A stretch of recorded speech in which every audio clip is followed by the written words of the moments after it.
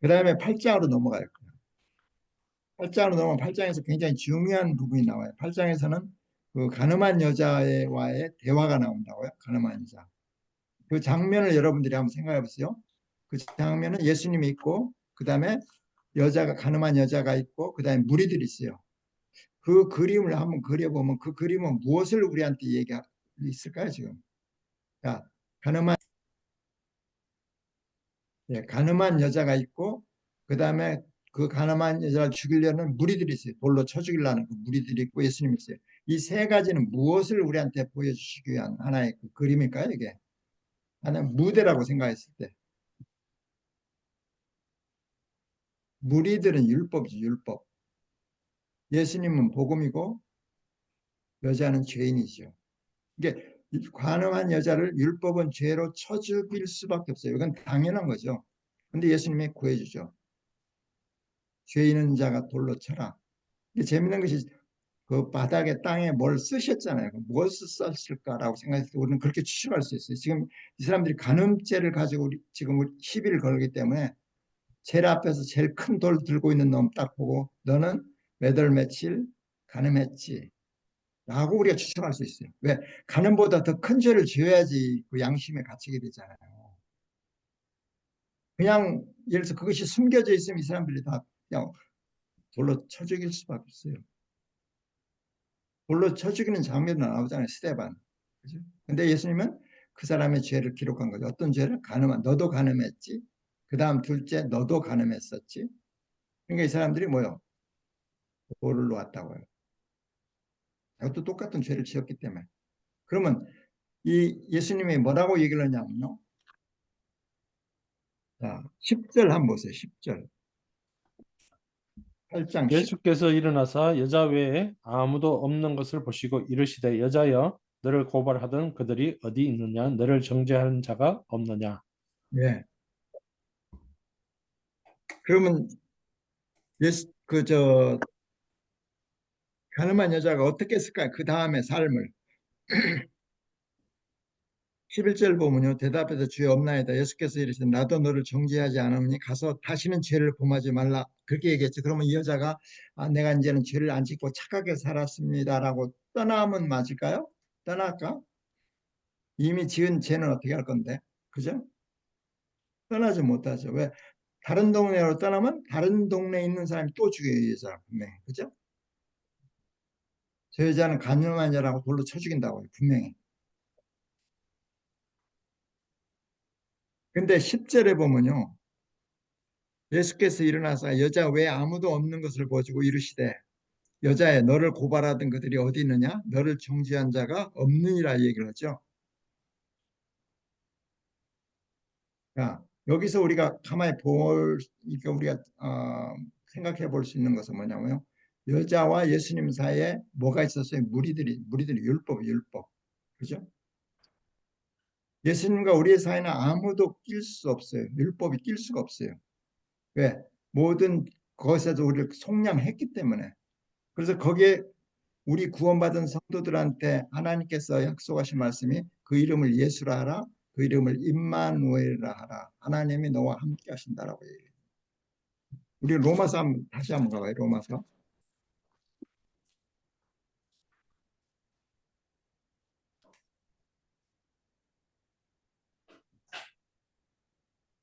로마서 31절서부터 34절까지. 31절서부터 34절까지 8장.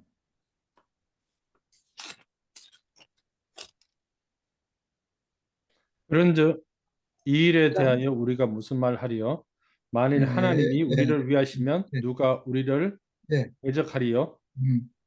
자기 아들을 아끼지 아니하시고 우리 모든 사람을 위하여 내주시니가 어찌 그 아들과 함께 모든 것을 우리에게 주시지 아니하겠느냐? 누가 능히 하나님께서 택하신 자들을 고발하리요? 의롭다 하시니는 하나님이시니 누가 정죄하리요? 죽으실 뿐 아니라 다시 살아나시니는 그리스도 예수시니 그는 하나님 우편에 계신 자요 우리를 위하여 간구하시는 자신이다.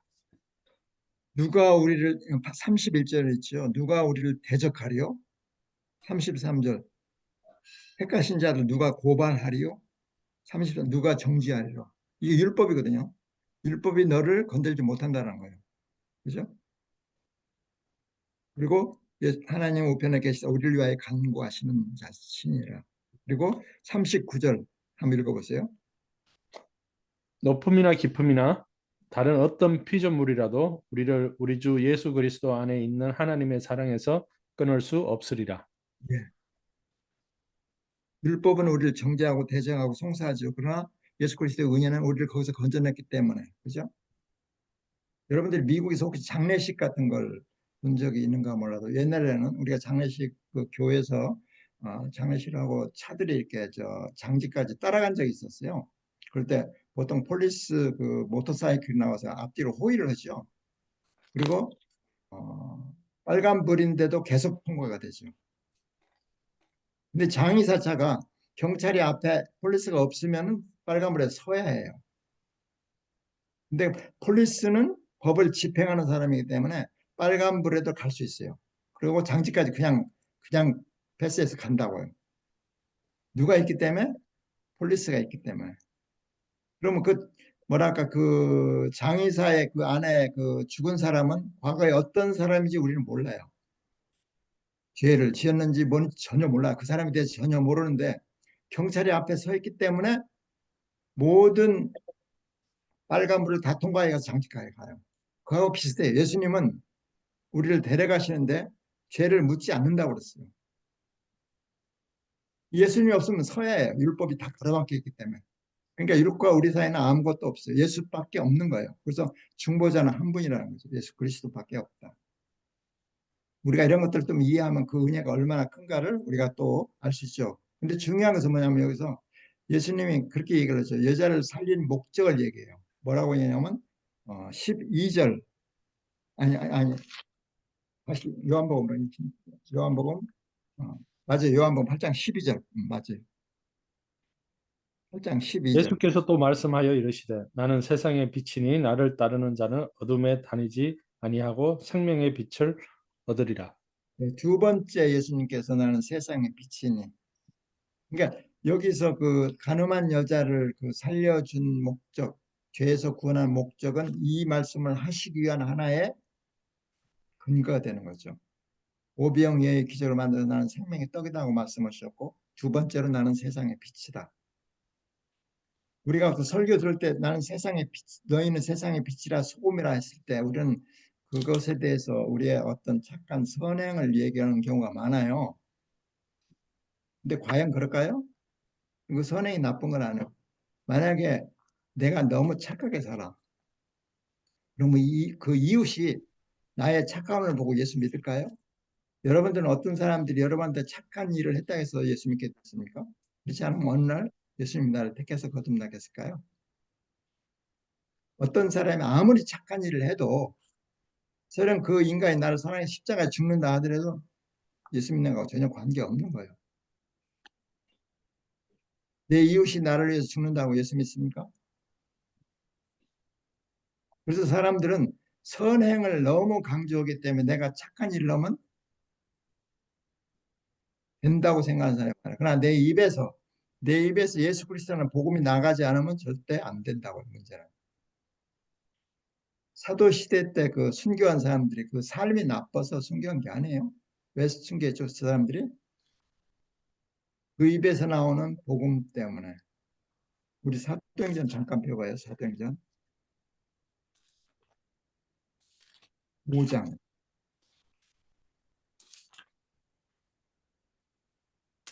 5장 40절서부터 42절. 그들이 옳게 여겨 사도들을 불러들여 채찍질하며 예수의 이름으로 말하는 것을 금하고 노니 사도들은 그 이름을 위하여 능력받는 일을 합당한 자로 여기심을 기뻐하면서 공회 앞을 떠나니라. 그들이 날마다 성전에 있든지 집에 있든지 예수는 그리스도라고 가르치기와 전도하기를 그치지 아니하니라. 왜 문제가 되냐면 예수 그리스도의 이름 때문에요. 예수 그리스도의 이름. 그죠? 그 예수 그리스도의 이름만 얘기하지 말라는 거예요. 그죠? 하나님 좋아요. 우리가 얼마나 하나님 많이 찾아요? 그때? 그죠? 만약에 어떤 사람이 당신 구원받았습니까? 물어보면 아, 나는 구원받았죠. 어떻게 구원받았습니까? 하나님을 믿으니까요. 라고 얘기하고 끝난 다음 그 사람은 조금 복음에 대한 걸 모르는 거예요. 아니, 알고도 대답을 잘못할 수도 있어요. 왜냐하면 우리가 하나님이란 말을 너무 많이 썼기 때문에. 예수라는 이름이요, 아버지와 아들과 성령의 이름이라고 했어요. 분명히 성경이 그렇게, 제가 이렇게 얘기한 게야, 성경에 기록되어 있단 말이에요. 그 하나님의 이름 예수를 얘기하는 것이 제일 싫어하는 게 마귀예요. 하나님 오케이, 예배도 오케이, 기도 오케이, 하나 예수만 빼라. 너의 착한 행실을 보고 예수 믿을 거야? 아니요. 선은 하나님밖에 없고 그 하나님이 육체로 오신 예수 그리스도밖에 없는 거예요. 우리가 선이 될 수가 없어요. 우리 안에 그 거룩함과 선이 임재하고 있는 그것을, 그분이 선이다. 그러니까 내가 어떤 사람을 위해서 사랑하는 것은요, 내가 사랑하는 것이 아니라 그러한 것들을 하나의 동기로 예수가 당신을 사랑한다는 것을 말해줘요. 얼마 정도 사랑, 당신을 위해서 목숨을, 하나님이 목숨을 버릴 정도로 당신을 사랑했습니다를 말로, 복음으로. 그래서 복음은 하나님의 능력이라고 했어요. 네, 우리는 복음에 대한 능력을, 복음에 대한 것을 잘 이야기를 못해요. 믿는데도 얘기를 못한단 말이에요. 그것은 뭐냐면 너무 많은 것들을 들었기 때문에 너무 많은 것들로 머릿속에 딱 차 있는 거예요. 그냥 복음이 들어갈 수가 없어요. 아니, 복음이 있어도 그것이 열매를 맺지 못한단 말이에요. 근데 재밌는 것이 그 옥토라는, 성경에 옥토에서 열매 맺는다고 그랬죠. 그러면 옥토는 여러분들이 만들 수 있어요? 만들 수 없어요? 만들 수 없어요. 옥토. 하나님의 은혜로 옥토가 만들어진 거예요. 만들어진 그 위에 뿌려지면 싹이 저절로 나요. 그게. 그러니까 포도나무에 넣으니까 그것 똑같은 비유예요. 포도나무에 비유해서도 뭐라고 얘기냐면요, 가지를 잘라서 버리겠다고 그랬어요. 그죠? 그러면 열매 맺는 것은 가지의 책임이 아니라고요. 가지는 붙어만 있으면 돼요. 붙어만 있으면 뿌리에서 올라오는 그 진이, 그죠? 그 영양소가 그 열매에서, 가지에서 열매를 맺게 해주잖아요. 가만히 있어도. 그래서 절로 가지를 맺는다 그렇게 얘기하는데, 가지를 안 맺어 또? 그럼 뭐야 또? 가지 맺는 가지, 열 맺는 가지는 뭐, 열매 맺는 가지는 무엇이고 열매 맺지 못하는 가지는 뭐야라고 우리가 질문할 수 있잖아요. 근데 그 열매 맺지 못한 가지를 어떻게 성경을 해석하냐면 바리새인이라고 했어요. 그래서 요한일서에 뭐, 저들은 원래 우리에게 속해 있지 않는다라고 선언해요. 저희는 원래 성령 안에 있지 않는 자들이라고 얘기를 해요. 잘라버릴 때 언제 심판 때. 가장 입술에 열면 예수 그리스도로 감사하고 예수 그리스도의 복음을 전하는 사람들이, 그죠? 가장 중요해. 그래서 우리의 리빙 세크리파이스, 산 제사는 뭐냐면 내가 예수 그리스도를 믿은 예수 그리스도 사람 앞에서 시인하는 거. 시인하는 거 구원에 가는 거예요. 유례적인 게 아니에요. 믿는 것은 유례적이죠. 마음으로 믿는 것은 유례적인데 시인하여 구원에 이른다는 것은 내 입으로 예수 그리스도의 복음을 선포하는 거예요. 나누는 거예요. 서로 오늘 이 시간 같이 서로가. 그리고 우리가 구원의 여정을 가는 거예요. 나는 세상의 빛이요. 자, 우리가 세상의 소금, 소금에 대해서 우리가 잠깐 짚고 넘어가요. 너희는 세상의 소금과 빛이라는 거예요. 소금이 뭐고 빛은 예수 그리스도라는 것을 우리가 증명했어요. 여기서. 그죠? 자, 그러면 소금은 뭔가? 레위기 아무튼 148페이지. 레위기 2장 13절. 2장 13절. 148페이지 구약성경. 내 모든 소재물에 소금을 치라. 내 하나님의 언약의 소금을 내 소재에 빼지 못할지니 내 모든 음, 예물에 소금을 음. 드릴지니라. 네. 디로 한번 또 가보면요. 역대하로 한번 가보요. 네.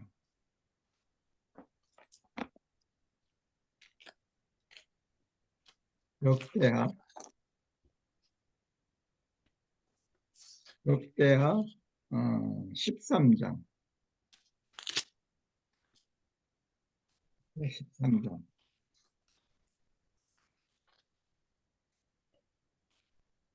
13장 5절.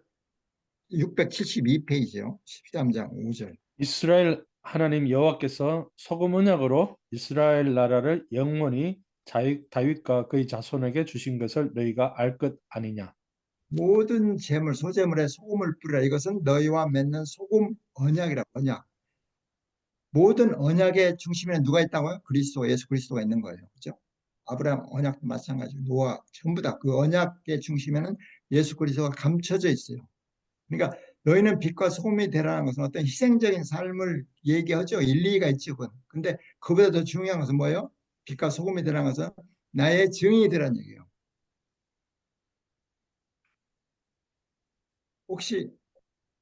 혹시 그저 한우카라고 아세요? 한우카 명절, 수전절. 이스라엘 굉장히 큰 명절인데 빛의 축제라고 그래요. 성전 봉헌절이라고 그래요. 굉장히 큰 유대인의 명절이에요. 빛의 축제, 성전 봉헌절, 한우카, 수전절이 나와요. 요한복음에도. 그럼 저들이 수전절을 지킬 때 우리는 어떻게 생각해요? 이미 빛으로 오신 예수 그리스도, 이미 성전으로 오신 예수 그리스도, 이미 성취된 것을 우리는 알잖아요. 근데 저들은 몰라요. 왜 모를까요? 영적 귀가 눈이 멀어져 있기 때문에, 감겨져 있기 때문에. 근데 우리는 알아요. 이미 그 일이 이루어진 거죠. 십자가의 사건으로. 감춰져 있는 것이 드러나는 것, 그죠? 그 비밀은 예수 그리스도를 믿고 성령으로 인하여 깨닫게 되는 거죠. 깨닫게 될 때마다 성경을 읽고 깨닫게 될 때마다 우리의 기쁨이 충만해지고 그에 대해서 더 담대한 증언할 수 있는 것들이 생긴다고 자꾸 말씀을 통해서. 그죠? 오늘은 여기까지 하죠.